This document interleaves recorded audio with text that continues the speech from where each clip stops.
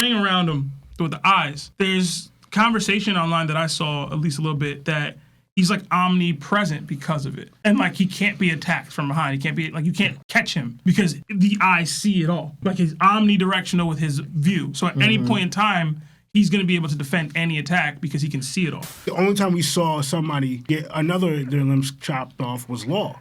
Was by Doflamingo. But I thought the same thing. People like Doflamingo, and that's what Oda's doing the same thing with Emu. They're that violent that it could get to that. Oda's changing the pace of the higher you're going, the threat level, the danger. Your life is more on the line. I think because you're inside this pocket of flames, I think he's somehow not only disrupting your hockey levels or your ability to like react a certain way or to perceive certain things a certain way. It's kind of like you're in Law's bubble, but he's allowed to like change your senses the same way like Aizen was with his Shika.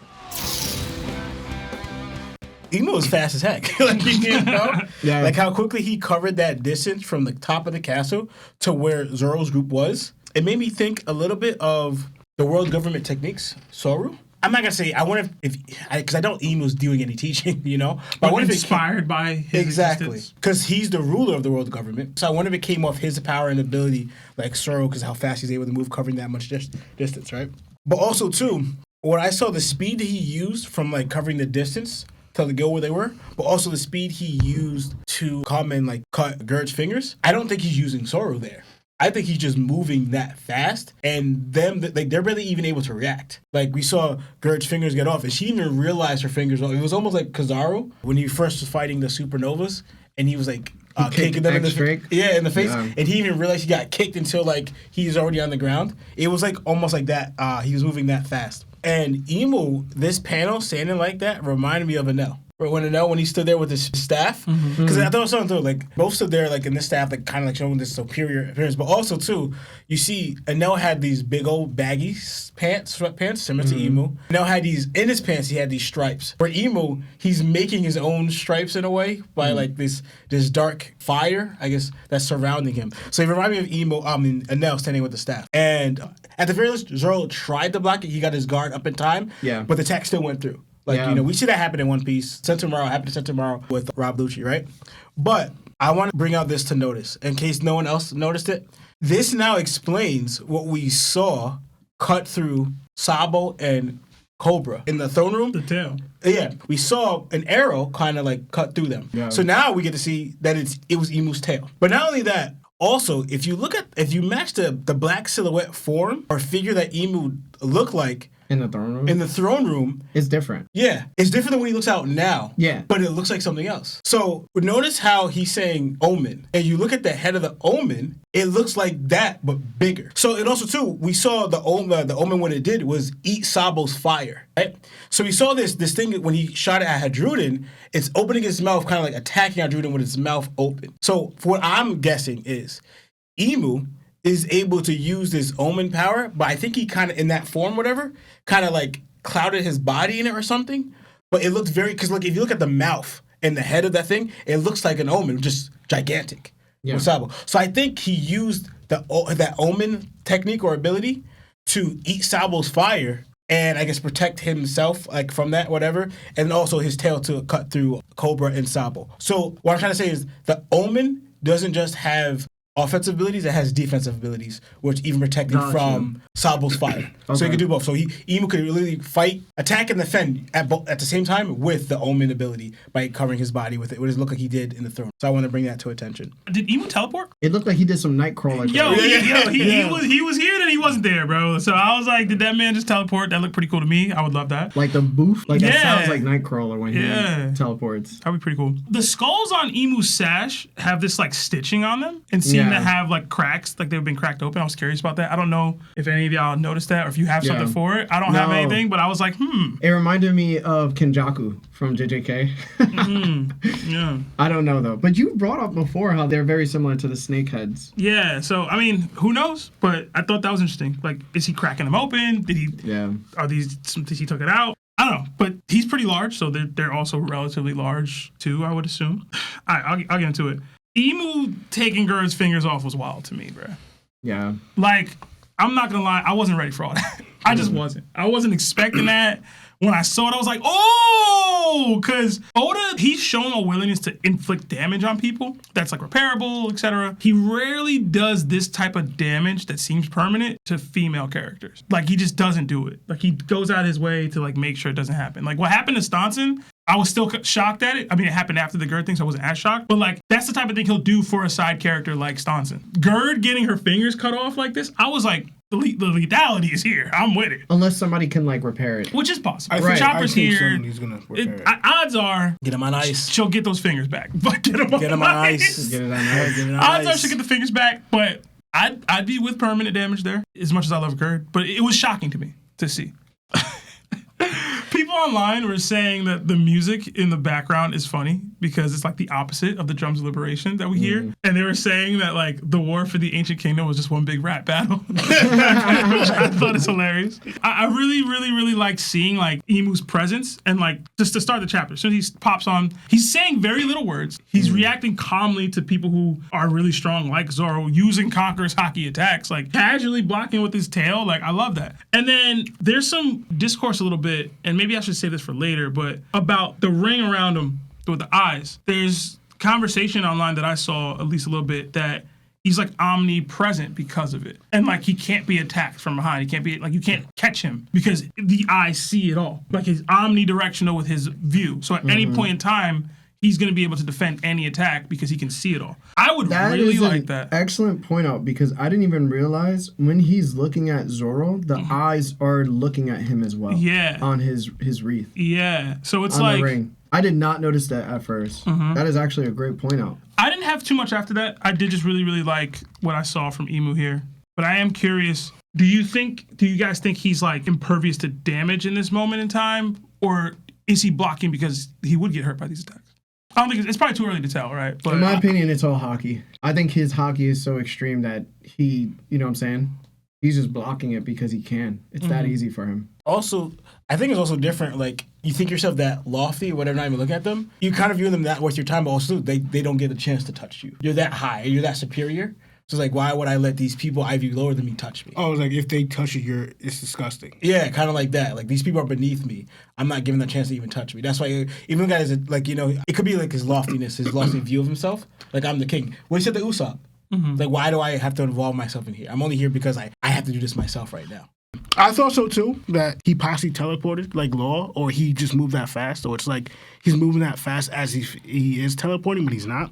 I was just seeing the change of pace with violence and towards like people getting attacks. If you look at even with Zolo's attacks with other people, they use swords all the time, blades all the time. We see them. We never really seen anybody really get limbs and body cuts up like that. Only specific moments, like we had Kairos cut off his leg to be free to help the kingdom. The only time we saw somebody get their limbs chopped off was Law, was by Doflamingo. But I thought the same thing. People like Doflamingo, and that's what Oda's doing the same thing with Emu. They're that violent that it could get to that. Oda's changing the pace of the higher you're going, the threat level, the danger. Your life is more on the line, like more like dangerous. Like Emu did this effortlessly.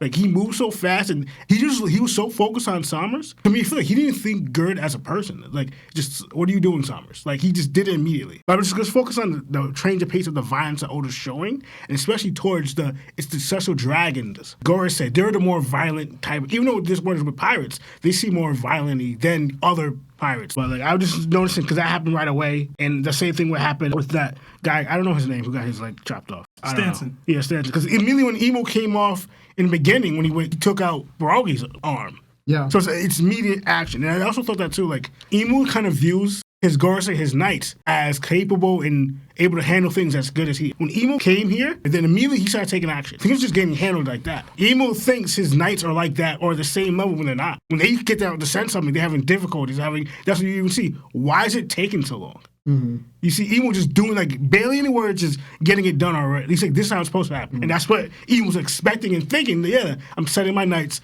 They're going to do the same thing. But nah, bro, they're not on your level. What are you talking about? You gave them all this stuff, and they're still not on your level. But I just thought that was just funny, like Emu's mindset on certain things. And going with my understanding of what's happening. I did think Zola hesitated too, because like we see it a little bit of like later on in what people are saying. Emu's presence is just crazy. As in, They're feeling his power. They're seeing this crazy figure person come out of nowhere. Like, they don't know who he is, why he's here. Their question is he with the Knights? What's going on? But he obviously is kind of playing now because he just freed Somers. But just like, this dude came out of nowhere and he looks crazy. Like, he looks like his design is just like, yo, like, what's happening? What's going on? Especially if you saw how he got here the first time. If you see all that happen and you felt tremendous power and this thing came up, everybody's going to be on alert, like, what's happening? What's going on? Like, who is he? Like, because again, nobody knows who Emu is. They haven't seen him for centuries. No word. Only select few people, like Ivankov, off, doing research off the little information you can find, they know who Emu is. So, like, this is just they're so mind-boggling, struggling to comprehend what's even happening, right? And now he just comes out of nowhere with violence, like, just doing crazy stuff, like, and they don't know if it's the same person who was in Gonko's body. They don't know if that's a link. They don't know if that's the same person who took up Barley's arm and did all that other stuff. They don't know. If they're thinking, is it? Because even when you go by what Loki said, he felt Gerd hockey the first time. Then he sees another person coming with similar hockey. I think he starts thinking, I think that's the same hockey we felt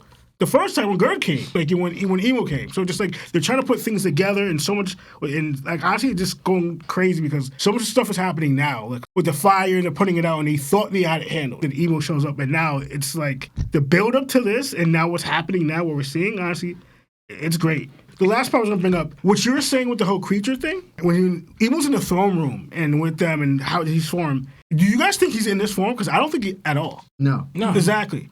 But it goes into like, what you're saying, the whole Omen thing, that actually makes more sense because the fact that it's hidden, and I think that's what Emus takes the form all the time, because that's what I was saying, that's intangible. So that's what Emu's showing all the time, where I could use all this power, yet you physically can't hurt me because that's an intangible thing. And that's his default form until he goes to this form. I think he could get hurt in here, but if you're able to hurt him, honestly, because he doesn't look like a logger, he's his own one. But like you said, the fact that his defensive capabilities is ridiculous right now. Like, for we know, he's using observation and future sight with the eyes. You can't touch me.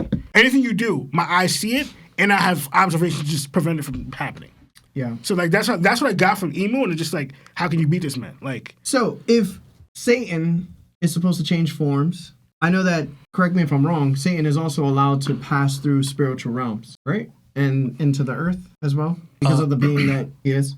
Go to heaven and go to the earth. Yeah, it just passes spiritual realms. But he used to be able to do it, not anymore. But yeah, he used to. Yes. Yeah, he used to be able to. Yeah. Wait, well, I mean, it's like he used to be able to go to heaven and both. Now he's just here. Right. Yeah. So he used to be able to go to both before his descent. Mm-hmm. Okay. It made me think the reason why he was able to boof is because of his devil fruit, which allows him to go through, I would say, a realm of some sort in order to increase his speed to pass through places if he's not just using pure speed. And it's so funny because it reminds me of who I mentioned earlier, who is Nightcrawler from the X-Men. Yeah. Very religious guy, by the way. Believes in Jesus heavily.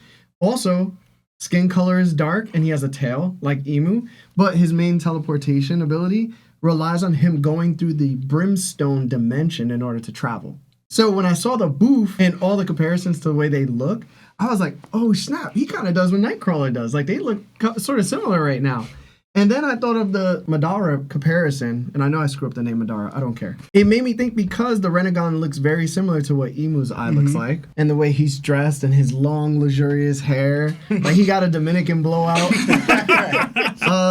It made me think back to when Madara, in his Jubi form, was actually using something called the Limbo ability. And in his Limbo ability, he was able to project shadows into an invisible world and then attack people through this invisible world. You weren't able to attack the things back unless you knew where they were. So it made me think, if he didn't move to slice Gerd's fingers off, then he probably just used something that could travel through the spiritual realm or through the dimension or a limbo space to cut Gerd's fingers off. And the only way you could probably try to proceed to block that is if you're at a hockey level that perceives that. And that would be like observation. That would bring Emu to a level I just don't think we've ever seen in One Piece before. And I really like that because I want him to be that crazy. You know what I'm saying? Right. It also made me think even more so because so much hockey is flowing out of him. I always believed that Shanks was the observation killer because with Conqueror's hockey, you instill it into somebody else's and then they somehow aren't able to use observation. Disruptor observation, I guess. Yes. I think that Emu is capable of doing that 1000%, but he also has another move that's a passive ability. And I think it's because of the flames surrounding everybody. I think because you're inside this pocket of flames, I think he's somehow not only disrupting, I don't know how to say it, but it's like your hockey levels or your ability to like react a certain way or to perceive certain things a certain way. It's kind of like you're in Law's bubble, but he's allowed to like change your senses the same way like Aizen was with his Shikai, right?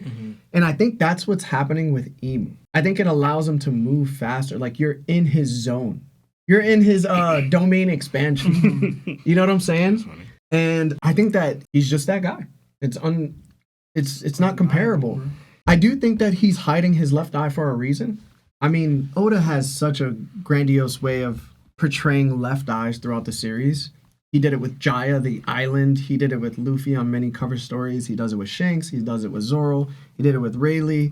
He's done it with even that girl that creates art on Dressrosa when she turned like Brooke and all of them into like art forms. On her door, there was like a left eye that was closed too. There's just like many reasons for the left eye. Even Sanji, all of pre-time skip, had his left eye covered. And then when he started to activate his genes, he started to, switch over to his right eye, or like both of his eyes were shown. I think that's very important moving forward. I hope it's not a different eye, because then that goes into like the Naruto comparisons. I don't want that at all. Yeah. But I do believe this guy happens to be completely insane. I think witnessing people actually lose their limbs, and there's not anybody else here besides Chopper who could put stuff on ice and then stitch it back. Oda doesn't really do that. If somebody's chopped in half, it's because Law's nearby and can put them back together. Yeah, right. You know what I'm saying? If somebody gets chopped in half, it's because Law's ability didn't work correctly. If somebody survived, they had some like crazy way of surviving, like Pell. If somebody survived like Pound survived because whatever. Like, there's always an excuse. Right now, there's no excuse, and this is on a woman. So when I saw Gerd's fingers get sniped off, I was like, oh! And then when I witnessed Zoro's reaction, that brought out a certain type of like feeling for me. Because now I just witnessed a blade user slice off a woman's fingers in front of Zoro, and yet Zoro wasn't able to react fast enough in order to block it. And like you said, he protects women. Heavily, yeah. So him seeing that, I felt like Zoro felt he was so outmatched that he couldn't even perceive the attack. Start asking questions. And he started asking questions. He was like, yo, who you? I never heard of you before. Mihawk don't do that. Mihawk don't do that.